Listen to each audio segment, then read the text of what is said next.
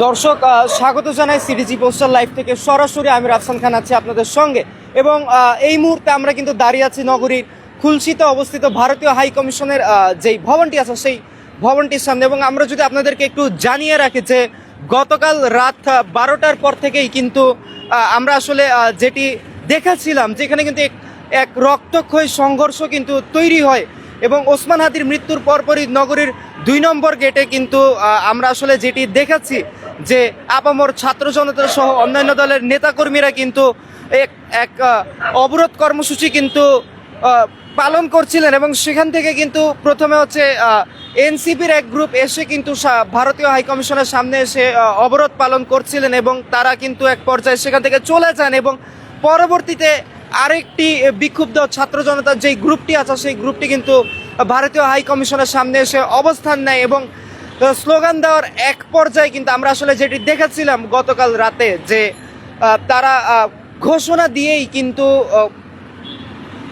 এই ভারতীয় হাই কমিশনে ইট পাটকেল নিক্ষেপ করে। এবং পরিস্থিতি সামাল দিতে কিন্তু আমরা যেটি দেখতে পারি যে পুলিশ এক পর্যায়ে তাদের যেই কৌশলগত ব্যবস্থা আছে বা উপায় আছে সেই কৌশলগত উপায় কিন্তু পালন করতে বাধ্য হন এবং এক পর্যায়ে তারা কিন্তু টিয়ার শেল নিক্ষেপ করেন। এবং আমরা আসলে আরও যেটি দেখাচ্ছি যে সাউন্ড গ্রেনেড সহ রাবার বুলেট সহ আরও অনেক কিছুই কিন্তু তারা আসলে ব্যবহার করতে বাধ্য হন। এবং আমরা আরও যেটি দেখেছি যে অনেকেই কিন্তু কালকে রাতে সেই রক্তক্ষয়ী সংঘর্ষে কিন্তু আহত হয়েছেন।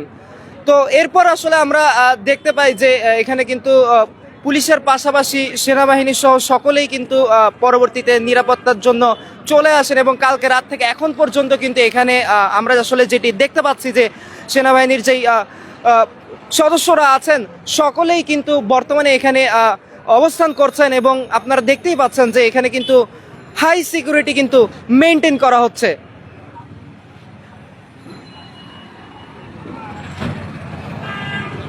তো দেখতেই পাচ্ছেন যে এখানে যে সেনাবাহিনীর গাড়িগুলো আছে এখানে কিন্তু একের পর এক গাড়িগুলো কিন্তু এখানে অবস্থান করছে। এবং ডাবল লেনের যেই রাস্তাটি ছিল সেই রাস্তার ডাবল লেনের যেই রাস্তাটি ছিল সেই রাস্তার এক পাশ কিন্তু আসলে ভারতীয় হাই কমিশনের সামনের যেই রাস্তাটি আছে সেই রাস্তাটি কিন্তু আসলে বন্ধ করে দেওয়া হয়েছে। এবং সর্বদিকের গাড়ি ঘোড়াই কিন্তু বর্তমানে পাশের যেই সিঙ্গেল লেনের রাস্তাটি আছে যেটি আসলে সাগরিকার দিকে যায় সেই রাস্তা দিয়েই কিন্তু আসলে অতিক্রম করছেন। এবং সেনাবাহিনীর যেই সদস্যরা আছেন সকলে কিন্তু সতর্ক অবস্থান করছেন এখানে। এবং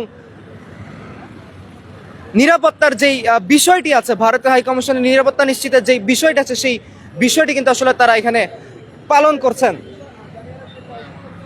আসলে আপনারা দেখতেই পাচ্ছেন যে এখানে কিন্তু সেনাবাহিনীর সদস্যরা সবাই সশস্ত্র অবস্থায় কিন্তু নিরাপত্তা বজায় রাখার জন্য কিন্তু দাঁড়িয়ে আছেন। এবং আমরা যদি একটু দেখানোর চেষ্টা করি যে আপনারা দেখতে পাচ্ছেন হাই কমিশনের গেটে কালকে রাতে যেই ইট পাটকেল নিক্ষেপের ঘটনাটি ঘটে আমরা এখনো গেটে কিন্তু সেই দাগগুলো দেখতে পাচ্ছি যে ইট পাটকেল নিক্ষেপের পর এক পর্যায়ে আমরা আসলে কালকে রাতে যেটি দেখেছিলাম এখানে সামনে যেই লাইটগুলো ছিল সেই লাইটগুলো কিন্তু আসলে ভেঙে যায়। এবং এক পর্যায়ে পুলিশ কিন্তু তাদের যেই কৌশলগত উপায় আছে সেই উপায় পালন করতে কিন্তু বাধ্য হন। শুরুতে তারা আসলে বিক্ষুব্ধ ছাত্র জনতাকে সহযোগিতা করলো, এক পর্যায়ে তারা যখন ইট পাটকেল নিক্ষেপ শুরু করেন তখন কিন্তু পুলিশ তাদের উপর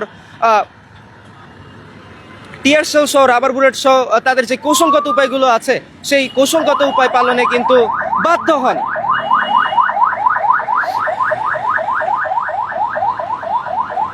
এবং এই মুহূর্তে আপনারা দেখতে পাচ্ছেন সেনাবাহিনীর যেই গাড়িগুলো আছে সেই গাড়িগুলো কিন্তু অতিক্রম করছে।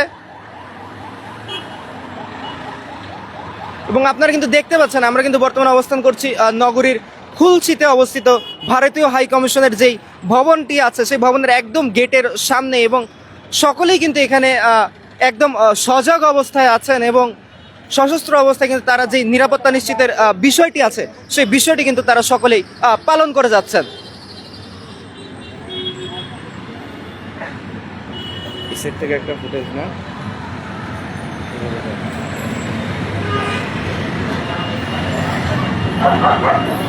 এবং আমরা যদি আসলে আপনাদেরকে আরেকটু দেখানোর চেষ্টা করি আসলে কাল রাতে যেটি ঘটেছিল যে বিক্ষুব্ধ ছাত্র জনতা কিন্তু ঠিক এই রাস্তাতেই অবস্থান করছিলেন এবং তারা কিন্তু স্লোগান দিচ্ছিলেন। এবং স্লোগানের এক পর্যায়ে তারা কিন্তু ঘোষণা দিয়েই ভারতীয় হাই কমিশনে যে ইট পাটকেল নিক্ষেপের ঘটনা আছে সেটি কিন্তু আসলে ঘটে যায়। এবং পরবর্তীতে আমরা যেটি দেখতে পারি যে পুলিশ বাহিনী তাদের যেই কৌশলগত উপায় আছে সেই উপায় অবলম্বন করার পর সেই বিক্ষুব্ধ ছাত্র জনতা কিন্তু ছত্রভঙ্গ হয়ে, আপনারা যেই দেখতে পাচ্ছেন পোর্ট সিটির যেই রাস্তাটি আমরা এখন আপনাদেরকে দেখাচ্ছি, এখানে কিন্তু অনেকেই অবস্থান করেন এবং এর পাশের যেই গলিটি আছে এই গলিতেও কিন্তু অনেকে অবস্থান করেন। এবং এক পর্যায়ে আমরা আসলে যেটি দেখতে পারি পরবর্তী সময়ে যে পুলিশ কিন্তু রাতে অনেককেই আসলে কিন্তু গ্রেফতার করেন।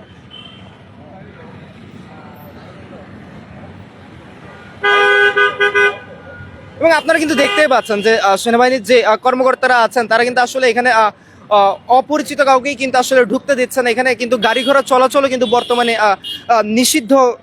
নিষিদ্ধ করা হয়েছে এবং সব গাড়ি ঘোড়াই কিন্তু এক লেনেই কিন্তু যাতায়াত করছে।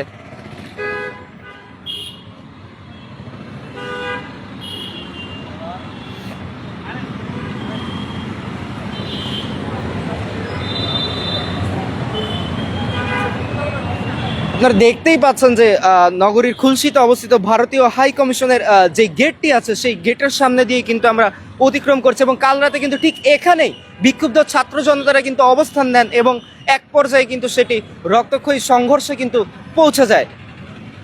এবং এই মুহূর্তে আপনারা দেখতে পাচ্ছেন যে সেনাবাহিনীর যে সদস্যরা আছেন সকলেই কিন্তু এখানে আসলে সশস্ত্র অবস্থায় ভারতীয় হাই কমিশনের যেই নিরাপত্তা নিশ্চিতের বিষয়টি আছে সেটি কিন্তু তারা পালন করছেন। এবং আমরা যদি আরেকটু দেখানোর চেষ্টা করি যে পুলিশের যে এপিবিএন সদস্যরা আছেন তারাও কিন্তু আসলে এখানে অবস্থান করছেন এবং যে কোনো অপ্রীতিকর অবস্থা ঠেকাতে কিন্তু তারা প্রস্তুত আছেন বলে আমরা দেখতে পাচ্ছি। এবং আপনারা দেখতে পাচ্ছেন যে ভারতীয় হাই কমিশনের সামনের যেই রাস্তাটি আছে সেই রাস্তার ঠিক সামনেই কিন্তু ব্যারিকেড বসিয়ে রাস্তাটি কিন্তু বন্ধ করে দেওয়া হয়েছে এবং সব গাড়ি ঘোড়া কিন্তু বর্তমানে এক লেনেই কিন্তু চলাচল করছে।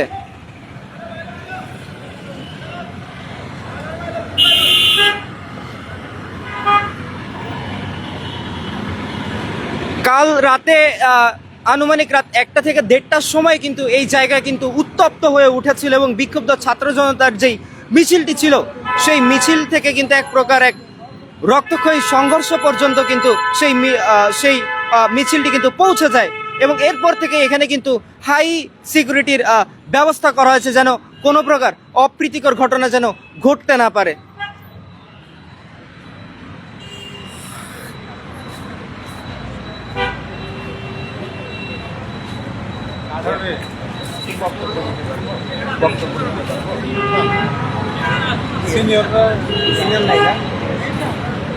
তা আসলে আমরা আসলে যেটি দেখানোর চেষ্টা করছিলাম যে আপনারা দেখতেই পাচ্ছেন যে এখানে কিন্তু দ্য গোল্ডেন স্পুন রেস্টুরেন্টের পাশেও অবস্থিত নগরীর খুলশীতে ভারতীয় হাই কমিশনের গেটের সামনেই কিন্তু একটি যে কোনো প্রকার অপ্রীতিকর অবস্থা ঠেকাতে তাদের যে হাই সিকিউরিটি মেনটেনের বিষয়টি আছে সেটি কিন্তু তারা আসলে পালন করে যাচ্ছেন এবং সবাই কিন্তু সতর্ক অবস্থায় আছেন। যে কোনো মুহূর্তে যে কোনো অপ্রীতিকর ঘটনা ঠেকাতেই কিন্তু তারা আসলে এখানে প্রস্তুত আছেন।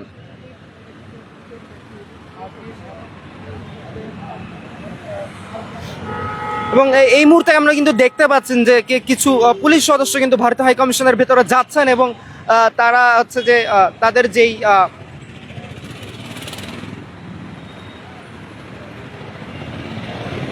নিরাপত্তা নিশ্চিতের বিষয়টি আছে সে সম্পর্কেই কথা বলতে আসলে আমরা যেটি জানতে পেরেছি যে তারা ভেতরে প্রবেশ করেছেন। আপনারা দেখতে পাচ্ছেন যে কাল রাতে যে ইট পাটকেল নিক্ষেপ করা হয়েছিল তার প্রতিফলন কিন্তু আমরা এখনো ভারতীয় হাই কমিশনের যে গেট আছে সেই গেটে কিন্তু আমরা দেখতে পাচ্ছি এবং বিভিন্ন জায়গায় রং কিন্তু উঠে গেছে এবং এছাড়াও এই গেটের সামনে কিন্তু বেশ কিছু নিরাপত্তার সাথে হাই ভোল্টেজ লাইট ছিল, সেই লাইটগুলো কিন্তু ইট পাটকেল নিক্ষেপের সময় এক পর্যায়ে ভেঙে যায় এবং এই গেট কিন্তু বর্তমানে অন্ধকারাচ্ছন্ন হয়ে আছে। দর্শক, এতক্ষণ ধরে আমরা অবস্থান করছিলাম নগরীর খুলশীতে অবস্থিত ভারতীয় হাই কমিশনের গেটের সামনে এবং আপনারা ভালো করেই জানেন যে কাল রাতে এখানে কিন্তু শেষ পর্যায়ে বিক্ষুব্ধ ছাত্র জনতার একটি গ্রুপের সাথে পুলিশের এক সংঘর্ষ হয় এবং বিক্ষুব্ধ ছাত্র জনতারা কিন্তু এক পর্যায়ে ঐক্যবদ্ধভাবে কিন্তু এখানে স্লোগান দিয়েই কিন্তু ভারতীয় হাই কমিশনে এক প্রকার ইটপাটকেল নিক্ষেপ শুরু করেন এবং এরপরে কিন্তু পুলিশ তাদের যে কৌশলগত উপায়টি আছে যে টিয়ার শেল নিক্ষেপ, রাবার বুলেট নিক্ষেপ এবং এক পর্যায়ে তারা কিন্তু সেগুলো প্রয়োগ করতে বাধ্য হন। শুরুতে পুলিশ সদস্যরা কিছু না বললেও যখন উপস্থিত ছাত্র জনতারা আক্রমণাত্মক হয়ে ওঠেন তখন তাদের আর আসলে কিছুই করার ছিল না। তো সেই জায়গাতেই কিন্তু বর্তমানে আমরা দাঁড়িয়ে আছি এবং আপনারা দেখতে পাচ্ছেন যে এখানে কিন্তু বর্তমানে একটি হাই সিকিউরিটির ব্যবস্থা করা হয়েছে এবং সেনাবাহিনী সহ পুলিশের এপিবিএন সদস্যরাও কিন্তু বর্তমানে এখানে অবস্থান করছেন। তো এই ছিল দর্শক নগরীর খুলশীতে অবস্থিত ভারতীয় হাই কমিশনের সামনে থেকে সর্বশেষ।